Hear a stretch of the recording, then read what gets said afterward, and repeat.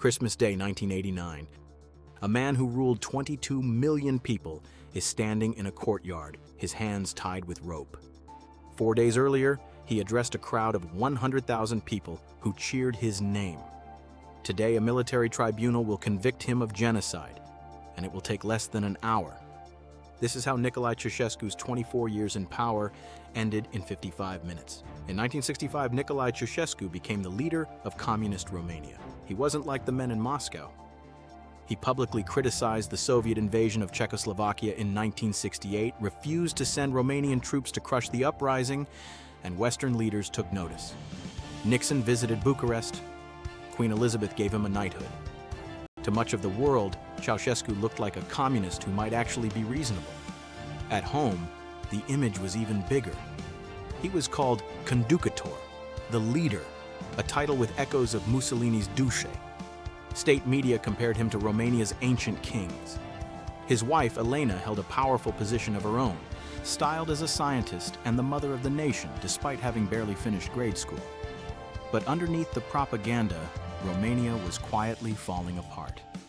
Ceaușescu funneled the country's resources into grand construction projects. The House of the People in Bucharest alone would become the second largest administrative building on earth, while exporting food to pay off national debt.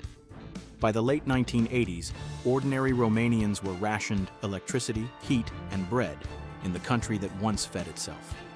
On December 21, 1989, Ceaușescu did something he had done hundreds of times before. He stepped onto a balcony above Palace Square in Bucharest to address a crowd, expecting applause. Days earlier, protests had broken out in the city of Timișoara after the government tried to arrest a dissident pastor. Security forces opened fire on demonstrators. Ceaușescu believed a show of loyalty in the capital would end the unrest before it spread. It didn't. Partway through his speech, the crowd began to boo, then to chant against him. It happened live on state television, broadcast into homes across the country. Romanians watched their leader's face change in real time, confusion turning to fear as he lost control of the room for the first time in 24 years. The broadcast cut away, but it was too late. People had seen it. The illusion was broken. Within hours, Bucharest itself was in open revolt. The military, sensing which way the wind was turning, began siding with the protesters instead of the regime. By the next morning, Ceaușescu and Elena fled the Communist Party headquarters by helicopter as crowds stormed the building below them. The helicopter didn't get far.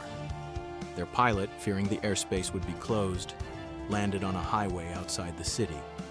From there, the Ceaușescus were shuffled between cars, briefly detained by police who didn't yet grasp who they had in custody, and eventually handed over to the army. The same army that had, until days earlier, taken orders directly from him. They were held at a military garrison in the town of Târgoviște. And on December 25th, Christmas Day, a hastily assembled military tribunal charged them both with genocide, undermining the national economy, and abuse of power. The trial was fast, improvised. Some accounts put its length at under an hour, roughly 55 minutes from opening statement to verdict. Ceaușescu refused to recognize the court's legitimacy, insisting until the end that he was still the president of Romania and answered only to the National Assembly. Elena, beside him, alternated between defiance and disbelief. It didn't matter.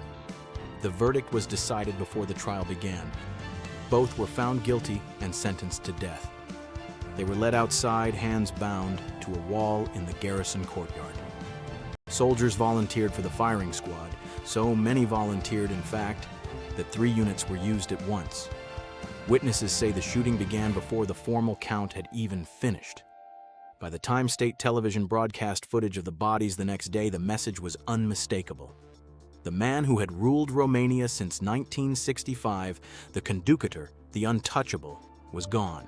Judged not by history, but by a courtroom that existed for less time than it takes to watch this video twice.